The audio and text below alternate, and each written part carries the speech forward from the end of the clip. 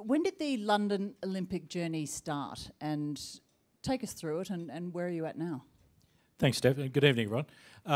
For us, really, as soon as the AOC took the decision in July 2005, I think it was, to award the Games to London, for us, our thoughts started to turn there. So we knew we were back in Europe again for Games, and we knew that our athletes were familiar with competition in Europe, World Championships and other things. So we knew that was going to happen. I guess we parked some of our detailed planning until after we got through the Torino Winter Games in 2006, and then again Beijing in 2008.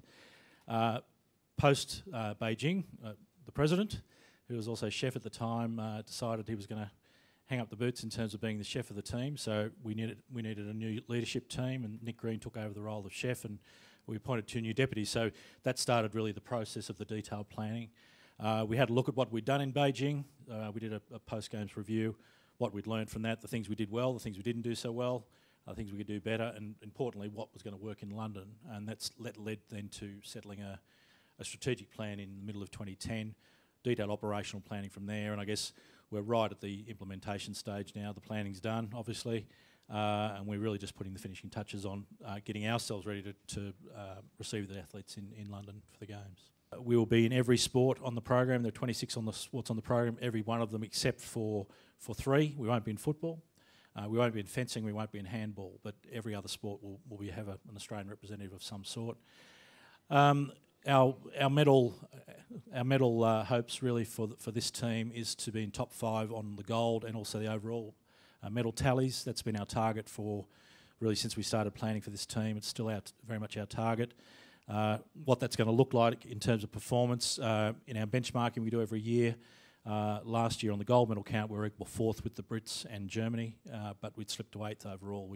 The quantum of medals we're getting is probably not where we need to be, but we had some encouraging results early this year. Our cycling team's doing well, our sailors have just done well recently, our rowers are doing well, the swim trials in March were quite promising. So we're still very hopeful that target of top 5 on both counts will be met. From our point of view, though, there still has to be a lift. The problem also last year for us was that there weren't enough disciplines winning medals. I think 9 disciplines last year. We really need to be tracking about 14 or 15 disciplines winning medals to get that number. But we're very hopeful.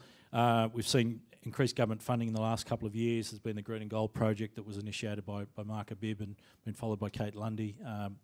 Those projects are really starting to actually bear fruit now. We're really starting to see athletes come through and hopefully peak at the right time for London. Where we will win the medals, I guess, is a key question. Swimming obviously is always a mainstay for us. Traditionally we win somewhere between a third and 40% of the medals. Cycling, as I mentioned earlier, will be an arm wrestle with the Brits, as will rowing, as will sailing. When you throw in those sports and then add in sports like equestrian, triathlon, hockey, some others, tennis. I know Craig Tyler's here tonight with Sam if she fires, or maybe Bernard Tomic.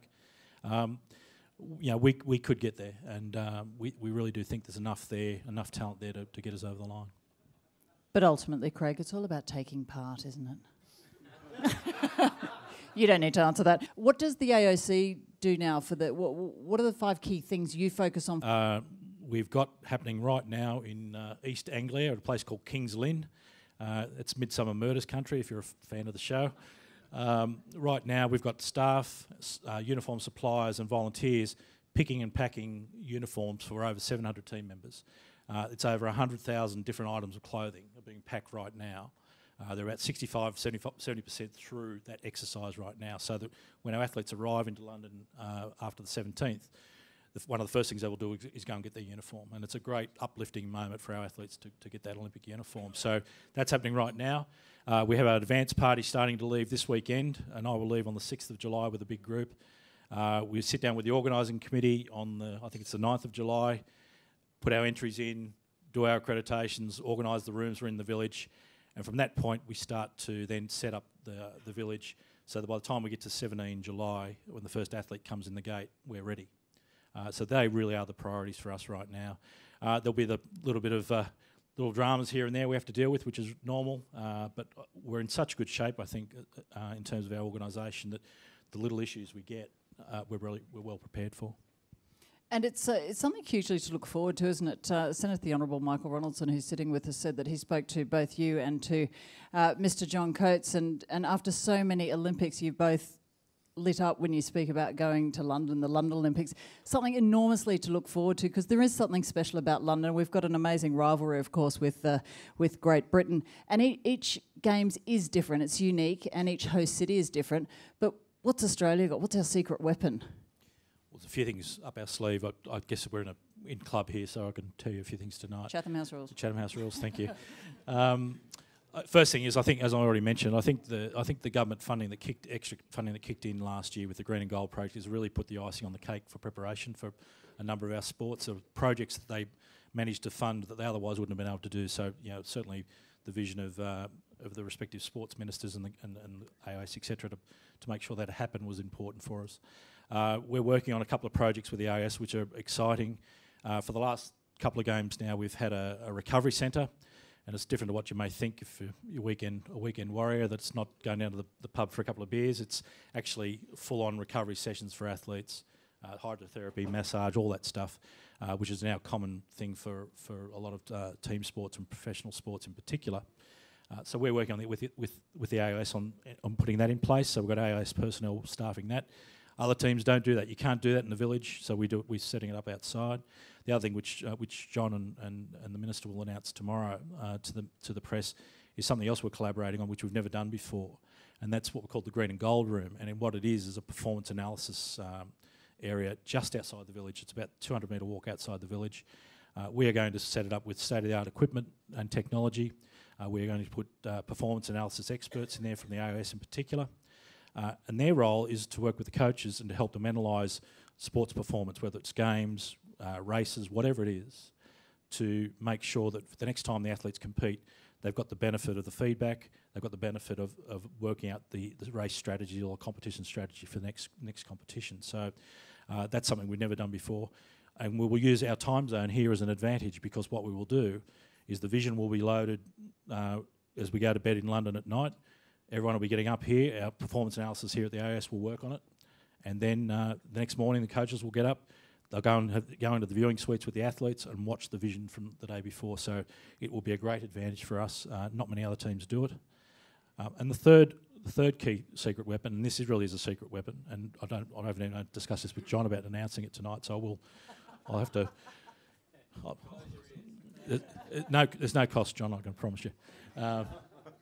You might remember a few weeks ago there was an article hit the media about some ill-informed advice from the British medical director, the British team's medical director, about not shaking hands because you don't want to get sick.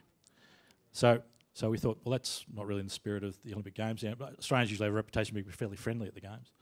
So our secret weapon, and it's wrapped around Laurie Lawrence, and he's going to run the training program for this, is that our program is this: in the Olympic Village, if we're in the dining hall, if we're in the street, if we're at a training venue, we've got the Poms living across the road, so we've got that advantage. Anytime we see anyone from the British team, we'll extend our hand in friendship and pull it back very quickly, and then we will give them the biggest hug and kiss on the cheek you could ever imagine.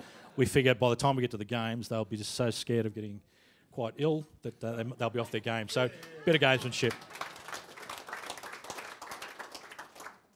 Nicely done, Craig. I'm sure they've heard the whooping cough that's going around our team as well, so I'm sure they won't be worried at all. Actually, we might put the women's water polo team in the front line. Just finally, Craig, what do you see as a successful Games for the AOC? What other KPIs, besides medals, would dictate that this Games is a success? What does the AOC mark performance by? Obviously, the medal tally is important for us, very, very important. It's a stated goal for a long time. But from our point of view as an organisation, the best we can do is put athletes in a position where they can do the best they can do. That's clearly all we can do. So whether that's a medal, personal best, whatever it is, if we can make sure that as many athletes in our team, and I hope it's 100%, but as many athletes in our team walk away from those Games knowing they've left nothing behind and there was nothing we did that actually prevented them from doing their very best, that's a key goal for us from a performance point of view. The other thing is making sure that athletes come away from those Games, and we do questionnaires after the Games and all of that stuff, but making sure the athletes in our team including what they do on the field, they come back saying, this is one of the best things I've ever done in my life.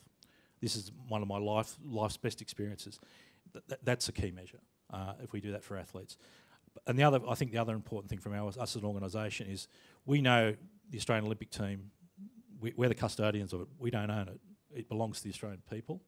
It's Australia's team. It is Australia's team. It's the most diverse team we send anywhere. And we know that one of the key measures for us is how much the Australian public connects with our athletes. Whether that's through watching on TV, reading about it in the newspaper, through social media, whatever it is, but that connection between people around this country with our team. Coming out to support them when they come home in their welcome home parades, which we'll have after the games. So that for us is a measure, because ultimately if our team does well, succeeds, has a great time and enjoys themselves, but they inspire others, particularly kids, to follow them, then our job is done. Craig Phillips, great stuff. Good luck, and thank you for chatting to us. Thank you.